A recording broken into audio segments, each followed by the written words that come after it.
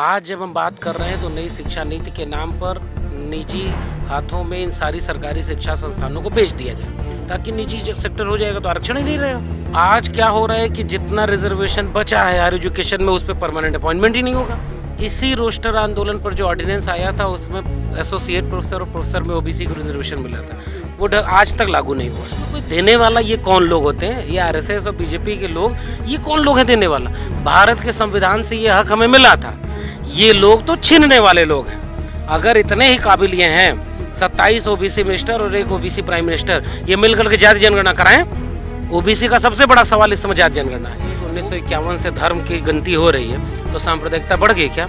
सांप्रदायिकता तो इनकी रथ यात्रा से बढ़ी थी, राम मंदिर आंदोलन से बढ़ी थी। ये नफरती लोग जब राजनीति में आए तब सांप्रदायिकता बढ़ाते हैं, हिंदू मुस्लिम करते हैं। जनगणना से हिंदू मुस्लिम कभी लड़ता नहीं था, तो इसलिए जाति गिनने से जातिवाद बढ़ जाएगा, ये तो बेकार की बात है। दूसरा जवाब इसका ये है कि जाति नहीं गिन रहे हैं तो क्या जातिवाद नहीं है क्या इस देश में?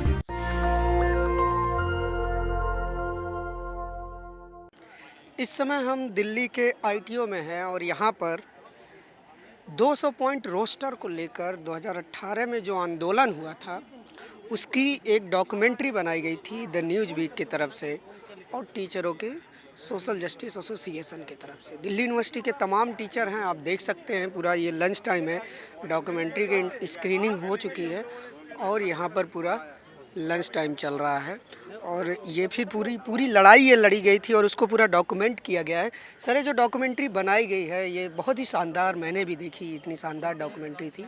लेकिन सवाल ये है कि क्या इसके बाद का जो लड़ाई है वो कितना मुश्किल है और क्या क्या चैलेंजेज हैं ओबीसी के लिए? नहीं, देखिए, डॉक्यूमेंट्री इस लिहाज से अहम है कि जो लड़ाई पहले लड़ी गई है उसका एक डॉक्यूमेंटेशन होना चाहिए कि बाद में, चाहे आज भी जो लोग उस लड़ाई में शामिल रहे वो तो इस बात पे गर्व करेंगे ना कि हमने ये लड़ाई लड़ी और हम इस लड़ाई में जीत हासिल की है। जो लोग नहीं शामिल हुए उनके लिए एक मैसेज रहेगा कि देखिए, आपके ही वक्त में कुछ लोग लड़ रहे थे और उन्होंने लड़ करके अपने ही लिए ही नहीं, उस पूरे तबके के लिए वो रास्ता जो बंद किया जा रहा था उसे वापस खोला। तो ये डॉक्यूमेंट्री जो बनी है उसी को, कि जो आप हमसे छीन रहे थे हमने उसे छीनने नहीं दिया, तो उसका एक डॉक्यूमेंटेशन है। तो आज के लिए भी और बाद में लोग जब देखेंगे कि आपके ऊपर जब हमले हुए तो कैसे लोगों ने उसके खिलाफ खड़े होकर के वो हमलों को झेला है, लड़ा है, बहुत कुछ सहा है और जीत हासिल की, तो एक मोटिवेशन भी मिलेगा कि हाँ, लड़कर जीता भी जा सकता है। जहाँ तक सवाल इस बात का है कि आगे क्या, आगे जो लड़ाई जीती गई उसमें भी तमाम ऐसे प्रावधान थे जो हायर एजुकेशन में लागू नहीं है। आज जब हम बात कर रहे हैं तो नीट में ओबीसी आरक्षण नहीं होने के सवाल पर इस देश में आंदोलन चल रहा है। आज जब हम बात कर रहे हैं तो नई शिक्षा नीति के नाम पर निजी हाथों में इन सारी सरकारी शिक्षा संस्थानों को बेच दिया जाए, ताकि निजी सेक्टर हो जाएगा तो आरक्षण ही नहीं रहेगा। आज क्या हो रहा है कि जितना रिजर्वेशन बचा है हायर एजुकेशन में, उस पर परमानेंट अपॉइंटमेंट ही नहीं होगा। 90 से 97% पद SC ST OBC के अलग अलग सेगमेंट में, अलग अलग कैटेगरी में खाली पड़े हैं। तो ये सारी लड़ाइयाँ तो अभी अधूरी हैं। तो रोस्टर आंदोलन पर डॉक्यूमेंट्री इस लिहाज से अहम है कि जहाँ एक चीज़ छीनी जा रही थी उसको हासिल किया, लेकिन अभी बहुत कुछ ऐसा है जिसे बचाया जाना जरूरी है। इसी रोस्टर आंदोलन पर जो ऑर्डिनेंस आया था उसमें एसोसिएट प्रोफेसर और प्रोफेसर में ओबीसी को रिजर्वेशन मिला था, वो आज तक लागू नहीं हुआ है। परमानेंट नया भी मिला? हाँ, मतलब मिला वो इसलिए क्योंकि ईडब्ल्यूएस को देना था, वो कोई एहसान नहीं है। वो चूंकि सवर्ण आरक्षण जो है उसको देना है तो इसलिए ओबीसी को मजबूरी में दे रहे हैं। SC ST atrocity prevention act पे आंदोलन से झुके तो उसके तुरंत बाद सवर्णों को खुश करने के लिए ईडब्ल्यूएस आरक्षण लागू किया था ना। तो वैसे ही ये सरकार, मतलब ओबीसी प्रधानमंत्री, ओबीसी कैबिनेट और ये सब SC ST कैबिनेट मिनिस्टर को दिखाती जरूर है, लेकिन इस देश के तमाम SC ST OBC लोगों को समझना चाहिए कि वो कितना बुरे साजिश के तहत आपके भविष्य के सारे हक हुकूक को छीन ले रही है। सरकार कह रही है कि उन्होंने 27 ओबीसी को कैबिनेट में मंत्री बनाया, नीट में आरक्षण दे दिया, आपको 200 पॉइंट रोस्टर दे दिया, फिर भी आप लोग उन पे लगातार इल्ज़ाम लगाते रहते हैं कि ये ओबीसी को बस सिंबलाइज करते हैं, ओबीसी के हक में काम नहीं करते। हाँ, पहले जैसे हमारा खेत था उसको आपने कब्जा किया, फिर हमने लड़ाई लड़ी, आप मजबूरी में झुक गए, आप लड़ाई जीत नहीं पाए, तो फिर आप ये प्रचार करते रहे कि हमने देखिए आपको खेत दे दिया। अरे भाई, वो अपना ही था। तो ये इस देश में कोई देने वाला ये कौन लोग होते हैं? ये आरएसएस और बीजेपी के लोग, ये कौन लोग हैं देने वाला? भारत के संविधान से ये हक हमें मिला था, ये लोग तो छीनने वाले लोग हैं। तो पहले एक हाथ से छीनो, फिर उसके बाद देखो कि इस पर प्रतिक्रिया क्या हो रही है। जो बहुजन लड़ लिया एकजुट होकर के, तो वो वापस छीना है बहुजनों ने अपना हक, तो ये देने बनने वाले नहीं। और ये जो 27 ओबीसी और खुद ओबीसी प्रधानमंत्री, जिसको चुनाव के वक्त ही ओबीसी जाति याद आती, वो तो केवल इसलिए है कि इन लोगों के जरिए इन लोगों को आगे करके SC ST ओबीसी का अहित किया जाए, इसलिए इनको मिनिस्टर बनाया गया। अगर इतने ही काबिल ये हैं, 27 ओबीसी मिनिस्टर और एक ओबीसी प्राइम मिनिस्टर, ये मिलकर के जाति जनगणना कराएं। ओबीसी का सबसे बड़ा सवाल इस समय जाति जनगणना है। ओबीसी का दूसरा सबसे बड़ा सवाल मंडल कमीशन की बाकी अनुशंसाओं को लागू करना है, 52% को 52% आरक्षण देना है। तो ये सब करवाएं अगर वाकई ये इसके हितैषी हैं तो। लेकिन जनगणना तो लागू नहीं हो रही है। उसके लिए भी कहा ना, नित्यानंद राय जैसे एक ओबीसी को आगे कर दिया कि हम जनगणना नहीं कराएंगे, और जब 2018 में राजनाथ सिंह को कहना था कि हम जनगणना कराएंगे। तो ये सब चीज़ें हैं, इसको समझने की जरूरत है। हम विश्वविद्यालयों के छात्र, शोधार्थी, शिक्षक ये सब चीज़ें समझते हैं तो लड़ते हैं, बाकी लोग नहीं समझ रहे तो उनको भी समझाते हैं कि भाई जागो। देश की मीडिया और इंटेलेक्चुअल वर्ल्ड में एक तबका है जो ये कहता है कि अगर जाति जनगणना होती है तो उससे देश में डिवीज़न बढ़ेगा, लोगों के अंदर बंटवारा हो जाएगा, एक तरह का पूरा समाज बट जाएगा, इसलिए जाति जनगणना ना हो तो ज़्यादा बेहतर होगा समाज को इनाट रखने के लिए। इसके दो जवाब हैं। पहला तो ये कि 1951 से धर्म की गिनती हो रही है, तो सांप्रदायिकता बढ़ गई क्या? सांप्रदायिकता तो इनकी रथ यात्रा से बढ़ी थी, राम मंदिर आंदोलन से बढ़ी थी। ये नफरती लोग जब राजनीति में आए तब सांप्रदायिकता बढ़ाते हैं, हिंदू मुस्लिम करते हैं। जनगणना से हिंदू मुस्लिम कभी लड़ता नहीं था, वो अपना हक मांगता था, ये अपना हक मांगते। भाषा गिनी जाती है, भाषा के नाम पर राज्य बने इस देश में, कितनी लड़ाइयाँ हुई हैं। भाषा गिनते रहो तो उसके बाद भाषा के नाम पे कहाँ लड़ाई हो रही है? थोड़ी बहुत है तो उसके अलग वजह हैं। तो इसलिए जाति गिनने से जातिवाद बढ़ जाएगा, ये तो बेकार की बात है। दूसरा जवाब इसका ये है कि जाति नहीं गिन रहे हैं तो क्या जातिवाद नहीं है क्या इस देश में? क्या जाति के नाम पर अभी जिस रोस्टर आंदोलन डॉक्यूमेंट्री पर हम यहाँ मिले हैं, ये क्या था? ये SC ST OBC के कितने पद खाली पड़े हैं, और दूसरी तरफ दलितों, पिछड़ों, आदिवासियों की हत्याएं हो रही हैं, बलात्कार हो रहा है, बहन बेटियों की इज्जत आबरू लूटी जा रही है, जगह जमीन उनके छीने जा रहे हैं, प्राइवेटाइजेशन किया जा रहा है।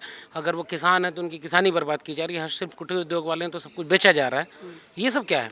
तो जाति के नाम पर ही तो ये सब हो रहा है। तो ये सब फेक लोग हैं, इनके पास कोई आर्गूमेंट नहीं है। तो ये केवल इस बात को छिपाने के लिए कि जाति जनगणना, और झूठ फैलता रहे ना। ओबीसी में कुछ जातियों को भड़का दें कि यादव, कुर्मी, कोयरी सबसे ज़्यादा हक ले लिए, तो भाई डेटा बता दो ना कितना हक लिए हैं। ये सवर्ण लोग जो तथाकथित महान बुद्धिजीवी, लिबरल, प्रोग्रेसिव, डेमोक्रेटिक भी हैं, वो सब भी झूठ बोलते हैं। तो जाति जनगणना हो जाएगी तो झूठ पकड़ में आ जाएगा ना। ये अखबार में लेख जो लिखते हैं ये कि जाटों ने ज़्यादा ले लिया, मीणाओं ने ज़्यादा ले लिया, यादवों ने ज़्यादा ले लिया, कितना ले लिया? कितने यादव, मीणा, जाटो जज बन गए, ब्यूरोक्रेसी में कैबिनेट सेक्रेटरी बन गए, प्रोफेसर बन गए, 9 तो कुल प्रोफेसर ओबीसी में। सबको आरक्षण दे दिया जाए सर? नहीं, मैं तो कह रहा हूँ पहले गिन लो, उसके बाद सबकी जगह क्या है, सामाजिक आर्थिक हैसियत क्या है, ये तो पता चले। आरक्षण बहुत छोटी सी चीज़ है। ये तो केवल जब बहुत बड़ा सोशल जस्टिस का रिफॉर्म नहीं हो रहा है तो एक छोटा सा एक तरीका है कि प्रतिनिधित्व मिलता रहे। हक हुकूक की लड़ाई उससे बड़ी है, और ओबीसी प्रधानमंत्री और ओबीसी कैबिनेट को पढ़ना चाहिए मंडल कमीशन की रिपोर्ट, और मंडल कमीशन की रिपोर्ट से मुकम्मल दस्तावेज इस देश के बनने का दूसरा नहीं है। उसमें इकोनॉमिक रिफॉर्म, उसमें लैंड रिफॉर्म, एजुकेशन रिफॉर्म, तुमने वो सब किया नहीं। तो आरक्षण की लड़ाई सोशल जस्टिस की लड़ाई नहीं, आरक्षण बहुत छोटा सा हिस्सा है। लड़ाई हक हुकूक की हिस्सेदारी की है। तो ये फेक ओबीसी प्रधानमंत्री और इन सब को ये बात देश की जनता को समझानी है कि तुम लोग केवल हमारा हक मारने के लिए बिना जाति पूछे जाति बताते हो। तो क्या जाति जनगणना से ये सारे हक और अधिकार मिल जाएंगे? जाति जनगणना से पहले ये सच्चाई पता होगी कि कितने परसेंट, 3% लोग क्या 90% लोगों की ज़मीन कब्जाएं हैं, नौकरी कब्जाएं हैं, शिक्षा कब्जाएं हैं, सब कब्जाएं। ओबीसी को जाति जनगणना का लाभ हो, ये ओबीसी की गिनती से बाद में होगा, पहले सवर्णों की गिनती से होगा। तो जाति जनगणना का मतलब केवल ओबीसी की गिनती नहीं है, सवर्णों के पास कितनी ज़मीन, कितनी नौकरी, कितना बिजनेस, कितना सब जगह है, वो सब इस देश को पता चल जाएगा। तो आरक्षण और न्याय ये सब बाद की बात है। देश चलाने के लिए आंकड़े चाहिए। बिना आंकड़े के झूठ पर, जैसे ऑक्सीजन की कमी से कोई नहीं मरा ना, कोरोना से भी कोई नहीं मरा, कल को कह देंगे कोरोना आया ही नहीं। तो ये झूठ जो फैलाया जाता है उसको उसका जवाब होता है आंकड़े, सच के आंकड़े। जाति जनगणना वो सच सामने लाएगी कि 70 साल बाद ये देश कहाँ खड़ा है।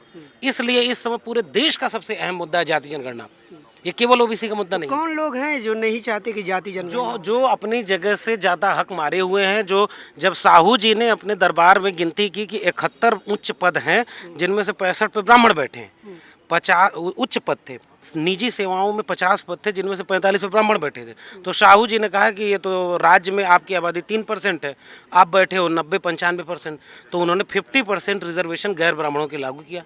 तो वो शाहू जी को कभी भाषण देके नहीं बताना पड़ता था मैं ओबीसी हूँ। देवगौड़ा जिसने पास किया अपनी कैबिनेट में, उसने नहीं बताया भाषण देके चुनाव में कि मैं ओबीसी का बेटा हूँ, ये सेल्फ मेड ओबीसी है। तो ये जो साहू जी ने किया ना, वो आज की ज़रूरत है, और वो इसलिए ज़रूरत है क्योंकि इस देश में सबको आंकड़े पता चले। तो जैसे ही आंकड़े पता चल जाएंगे, उनकी पोल खुल जाएगी कि ये मेरिट के नाम पर झूठे लोग, निकम्मे लोग पूरे देश पर कब्जा किए बैठे हैं, जिनकी आबादी मुश्किल से 13-14% है। ये हक पता चल जाएगा, ये सच पता चल जाएगा। मेरिट क्या होता है और ये मेरिटधारी लोग कौन होते हैं सर? ये बहुत बड़ा सवाल है इस समय देश में, क्योंकि इसी डिस्कोर्स के इर्द गिर्द पूरे सामाजिक न्याय के डिस्कोर्स को बहका दिया जाता है। मेरिट एक झूठ है, प्रपंच है। मेरिट केवल वह तरीका है जिसके जरिए इस देश में काबिल का चुनाव नहीं होता है। ये मेरिट वो तरीका है जिससे ढेर सारे लोगों को बाहर निकाला जाए लड़ाई से।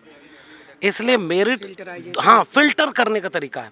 और जो लोग मेरिट का पैमाना बनाते हैं ना, वो लोग कौन हैं? जो लोग इंटरव्यू बोर्ड में बैठते हैं। इस देश में आज भी इंटरव्यू होता है ना, 10 ब्राह्मण 5 ब्राह्मण बैठ करके SC ST OBC के पोस्ट पर नियुक्ति ले रहे हैं। तो किस बात की निष्पक्षता होगी? जितना कोटा चलता है, मैनेजमेंट कोटा चलता है, खरीद कर सीटें बेची जाती हैं, वहाँ कौन सी मेरिट है? और तीसरी बात, मेरिट अगर इस देश में थी तो ओलंपिक में गोल्ड क्यों नहीं जीत रहे? आपके रिसर्च दुनिया में कोई नई खोज क्यों नहीं दे रहे? मोबाइल से लेकर के कपड़ा तक, चलने की साइकिल से लेकर के हवाई जहाज तक, सब तो विदेशों का अपना रहे हो। तो ये अपने देश में ये केवल वो लोग हैं, गाय गोबर गौमूत्र वाले, गणेश पहली प्लास्टिक सर्जरी हैं। तो ये मेरिट है? हाँ, महाभारत काल में इंटरनेट था, ये मेरिट है? हमने नाली के गैस से चाय बनाई, ये मेरिट है? बादल आ जाता तो रडार काम नहीं करता, ऐसे मेरिट है? ये फेक लोग हैं। ये ब्राह्मणवादी हेजमनी को बनाए रखने के लिए एक टूल का नाम है मेरिट, और इस मेरिट के नाम पर ये धोखा इस देश के बहुजन, वंचित, शोषित 90% आवाम के साथ हो रहा है। धोखा है ये पूरा, बहुत ये सबसे बड़ा धोखा है, और इस देश में इस धोखे को खत्म करना चाहिए। सर, क्या हम ये उम्मीद कर सकते हैं कि कास्ट सेंसस के लिए एक बड़ा आंदोलन होगा देश में? आंदोलन चल रहा है, आज मंडल दिवस है। आज के दिन जिस ओबीसी को कहा जाता था ना कि सोया हुआ शेर है, उसने कुछ किया ही नहीं। एक तो ओबीसी ने जो किया है उसको खुद ओबीसी ने नहीं लिखा पढ़ा, इसलिए ये आरोप उसके ऊपर लगता है। ओबीसी का इतिहास तथागत बुद्ध से लेकर के बाद तक चलता रहा, लेकिन उसमें सबसे बड़ी अहमियत फूले पेरियार शाहू जी की, उसके बाद त्रिवेणी संघ और अर्जक संघ की, लोहिया की और जगदेव बाबू की, रामस्वरूप वर्मा की पूरी विरासत है। और वहाँ से आके मंडल कमीशन लागू होने की लड़ाई तक है। तो लगातार ओबीसी लड़ता रहा है। चूँकि उसकी आबादी ज़्यादा है, तो जो ताकत उसके पास थी वो पूरी ताकत का इस्तेमाल कभी नहीं कर पाया, इसलिए उसके ऊपर ये आरोप लगता है कि ओबीसी हिंदुत्व का कंधा ढो रहा है, कांवड़ ढो रहा है, क्योंकि आबादी ज़्यादा है। लेकिन ओबीसी अब जो है धीरे धीरे ओबीसी के नौजवान, ओबीसी के युवा, शिक्षक, प्रोफेसर इस चेतना को घर घर ले जा रहे हैं। और इसलिए जब आदिवासियों ने अम्बागढ़ किले में खड़ा होकर कहा ना कि हम तुम्हारे हिंदू नहीं है, भगवान ही फहराएंगे, और सरना धर्म कोड लागू किया ना झारखंड में, दलित तो कहते हैं हम अछूत थे, तो तुम्हारी वर्ण व्यवस्था में है ही नहीं। तो पिछड़े तबके के अब लोग धीरे धीरे उस पहचान पर जा रहे हैं कि हम कृषक, कामगार, कमेरा जाति के लोग हैं। तो अब वो ओबीसी जाग रहा है और वाकई अपने हक के लिए सजग हो रहा है। आप पूरे देश में माहौल देखिए, जो जन आंदोलन मजबूत हुए उसके पीछे ओबीसी है। जन आंदोलनों की ताकत, चाहे SC ST atrocity prevention act में हो, रोस्टर आंदोलन में हो, या जाति जनगणना के सवाल पर हो, ये ओबीसी बड़े तबके के किसान आंदोलन, किसान जातियाँ कौन सी हैं, किसानी कौन कर रहा है, तो ये सारे सवाल तो बिल्कुल साफ हैं इस देश में। इसलिए अगर सांप्रदायिकता का कोई जवाब है तो वो सोशल जस्टिस है। अगर जो है भ्रष्टाचार का कोई जवाब है, गरीबी भुखमरी दूर करने का कोई जवाब है, तो सोशल जस्टिस है। तो इस देश में हिंदू मुस्लिम की नफरत खत्म हो जाएगी जिस दिन सामाजिक न्याय लागू हो जाएगा। Thank you. तो ये थे डॉक्टर लक्ष्मण यादव। देखा आपने, रोस्टर मुद्दे को लेकर इन लोगों ने बहुत बड़ा आंदोलन किया था। लगातार सामाजिक न्याय के मुद्दों पर ये बोलते रहते हैं, यूनिवर्सिटी से लेकर कॉलेज तक, सोशल मीडिया के तमाम मंचों पे हमेशा अग्रणी भूमिका निभाते हैं। और हम ये उम्मीद कर सकते हैं कि सोशल जस्टिस को लेकर जो इनका नज़रिया है वो देश के सभी लोगों को समझ में आ रहा होगा। और देश में मेरिट और बनाम सोशल जस्टिस की जो लड़ाई है उसमें मेरिट कितना बड़ा छलावा है ये भी आपको समझ में आया होगा। कैमरामैन आशीष के साथ मैं अनमोल प्रीतम, ITO दिल्ली। नेशनल दस्तक की आपसे गुजारिश है कि अगर इसको बचाना चाहते हैं तो नेशनल दस्तक को सब्सक्राइब करने के लिए रेड कलर के सब्सक्राइब बटन को दबाएं, फिर बेल आइकन की घंटी दबाएं। नेशनल दस्तक को बचाने के लिए बहुत जरूरी है कि हर खबर को शेयर करें, लाइक करें, कमेंट जरूर करें।